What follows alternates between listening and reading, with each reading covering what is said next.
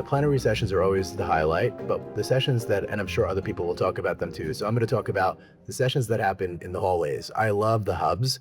I think that the hubs are really wonderful. The head talks, the wellness hub, the practice hub, the trainee hub, the academic hub. There's so many different places in this meeting where instead of going formally into a room and seeing a presentation that was, delivered on PowerPoint, that there's opportunities to really just meet with individual people and to get little groups together. So for example, there's something called the Conversation Corner.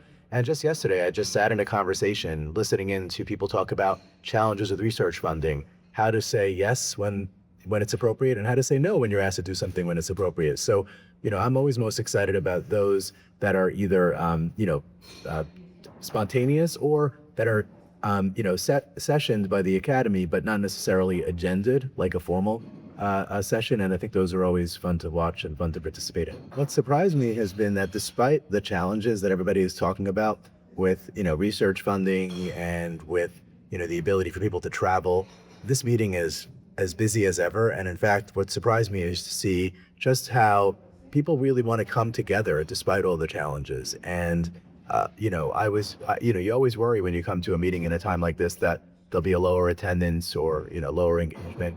And, what surprised me has been that it seems actually busier than any meeting I've been to and more engaging and more exciting. Neurology is just in a great place. We're poised to do even greater things. But I think when you come to this meeting, you recognize that this is a field where so many things are happening. And there's so many people here that are interested in learning, interested in moving the field forward.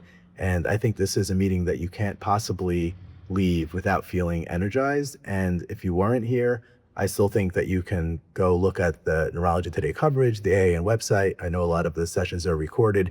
It's really important to just get a sense of the trends in this field, and this is the meeting that does that. So I'm in the education space primarily, and certainly there are some really exciting abstracts about how we can get the next generation of medical students excited about neurology.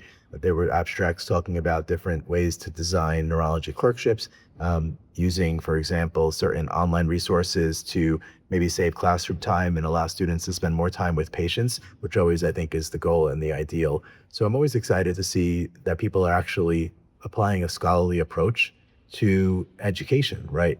That thinking about different ways that we can do things in terms of getting students to be by the bedside, to be in the clinics taking care of patients.